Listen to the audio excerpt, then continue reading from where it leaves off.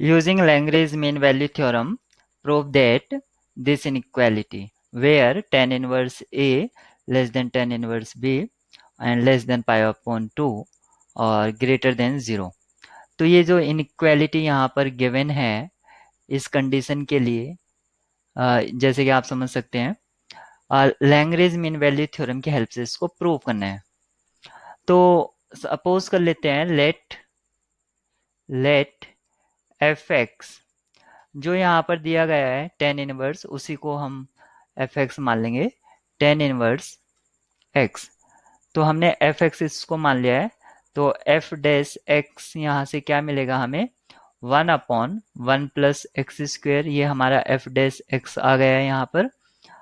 अब हम ये मान लेते हैं कि यहाँ पर जो ए और बी है क्योंकि लैग्रेंज मीन वैल्यू थ्योरम तो हमें यहीं से हिंट मिल रहा है क्योंकि लैग्रेंज मीन वैल्यू थ्योरम का स्टेटमेंट आप लोगों को याद होता है कि बिटवीन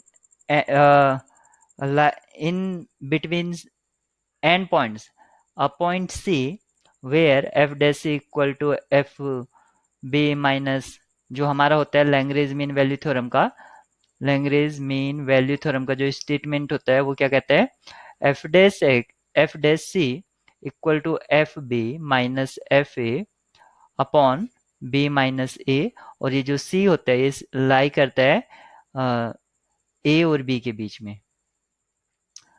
तो इस तरह से हम मान लेते हैं कि सी जो है जो ए और बी के बीच में लाई कर रहा है क्योंकि यहाँ पर ए और बी का जिक्र किया गया है।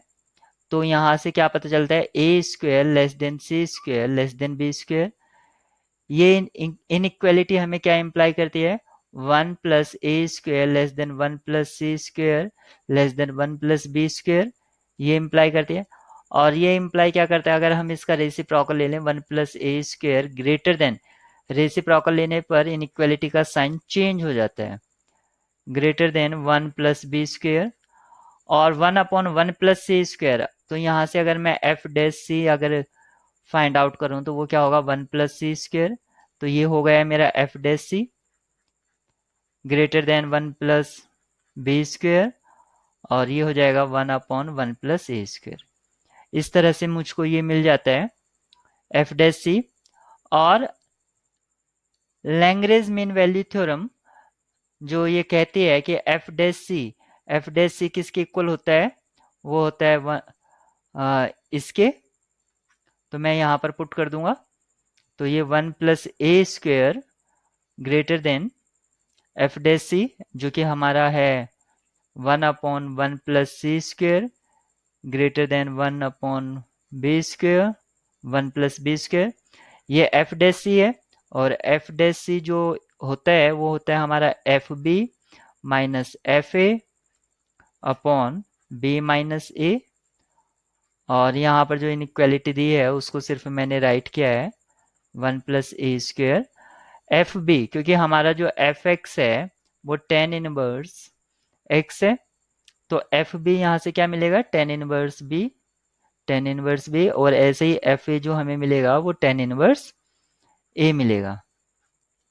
तो यहाँ पर हम रख देते हैं tan inverse B minus tan inverse A upon B minus A और बाकी जो इनइक्वालिटी इसके पार्ट थे वो हमने लेफ्ट राइट सेम रखा।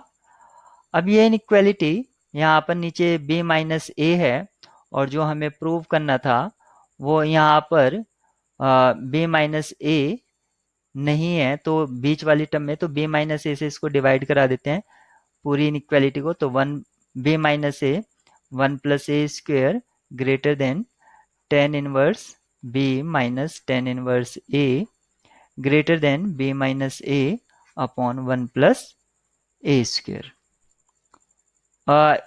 ये जो होगा लास्ट वाला ये बी स्क्वेयर चल रहा था हमारा ये मैंने मिस्टेक कर दिया यहाँ पर 1 प्लस बी स्क्वेयर। तो ये भी जो आएगा 1 प्लस बी स्क्वेयर आएगा। तो इस तरह से हमें ये प्रूव हो जाता है। तो इसका जो प्रूफ था एक तरह से वर्किंग थी वो आसान थी। और यहाँ पर आप देख सकते हैं कि जो एंड पॉइंट्स हैं मीन वैल्यू थ्योरम के लिए एंड पॉइंट्स पर जो ये फंक्शन है वो डेरिवेबल भी होगा और कॉन्टिन्यूस तो है ही, क्योंकि इसका जो ग्राफ है टेन इनवर्स एक्स का जो ग्राफ होता है वो कुछ इस तरह से होता है, जैसे कि एस, इस टाइप से। और इसके जो एसिम्पटोट होते हैं ये हो जाते हैं पाई अपॉन टू और माइनस पाई अपॉन टू, ये एसिम्पटोट हो जाते हैं इसके।